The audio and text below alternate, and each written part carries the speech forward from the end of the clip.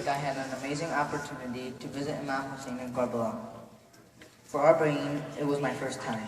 In my speech, I'll be answering some questions that I have been asked about frequently, as well as telling about the trip. First, our group started in Najaf, where the shrine of Imam Ali alayhi salam is located, along with Prophet Adam and Prophet Nuh. We had the pleasure of reading Dua Kumail in the Haram.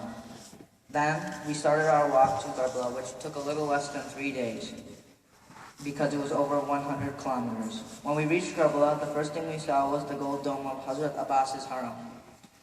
Then we visited Imam Hussein's Haram, tired, hungry, thirsty, because when Imam Hussein reached Karbala, he was a stranger, thirsty, and hungry as well. Now I'll start with some of the questions I have been asked about frequently. How many shrines did I visit? I visited 13 shrines.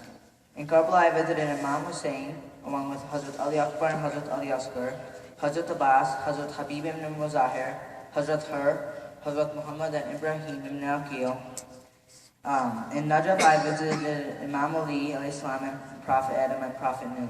In Qazimain, I visited Imam Musa Qazim alayhi salam and Imam Muhammad Taqi alayhi salam. In Kufa, I visited Hazrat Mukhtar and Hazrat Muslim ibn Aqil and Hazrat Hani ibn Urwa and Hazrat Kumail. What was the most surprising thing that I was not anticipating? The hospitalities of the Iraqi people during the walk was the most surprising. The average Iraqi person makes about $10 a day, which is about minimum wage here. They spend 1/6 of their year preparing for us without worrying about their money. During the walk, the people wanted to give you food and give you water. They would work from before Fajr to after Maghrib. There were people who wanted us to sleep in their home. They even wanted us to drink their water and eat their food. The natives over there was helpfulness was the most surprising thing that I was not expecting. Now here are some hadiths from Imam Jaffer Sadiq on a visit to Karbala. If one of our Shia goes for Imam Hussein's ziyarat, then he will not return, but all his sins will be forgiven. For every step that he takes, 1,000 virtues are written for him. 1,000 sins are forgiven, and his status is elevated by 1,000 degrees. When the visitor leaves the house, each and every spot that he steps on prays for him. When the rays of the sun fall on the visitor of Imam alayhi salam's shrine, it consumes his sins like a fire consumes wooden sticks. The sun does not leave any sin on his body, and he returns home sinless. In fact, on his return, he is granted a status that is not even given to those who shed their blood in Allah's path. When a Shia knows Imam Hussein's right over the people and leaves for his house for ziyarat of Imam Hussein without any pride or conceit, then 1,000 angels will accompany him on his right and 1,000 angels on the left.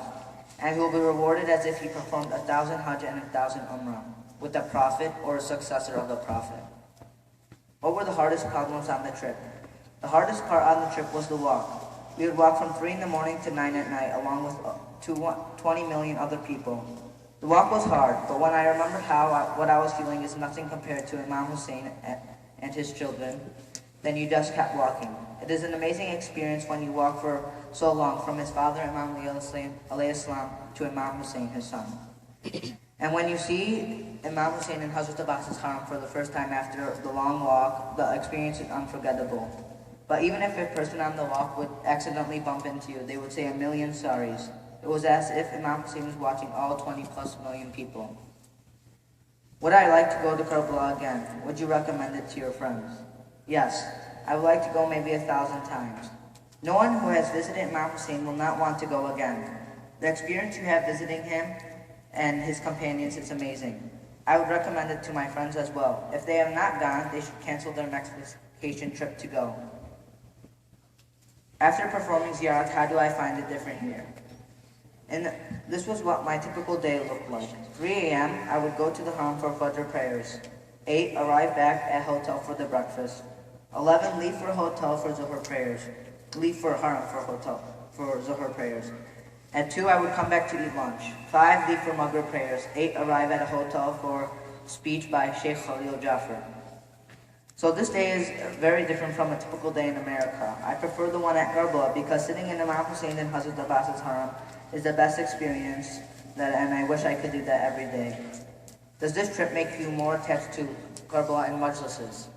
Yes, during Marsiya, when the Mulana mentions Imam Hussein or Hazrat Abbas, my mind remembers their harem or their shrines. The sight of those is so beautiful you will never forget for your whole lifetime. At Karbala, I could see how the battle played out. This was also an amazing experience. I could see where Imam Hussein fell, where Hazrat Abbas fell, where they cut his arms off, where the tents were, where Til Zainabiyya, or the spot where Bibi Zainab watched the battle from. These spots showed me how the battle played out, and visiting all these places was an amazing experience. Now I have some questions for the younger kids.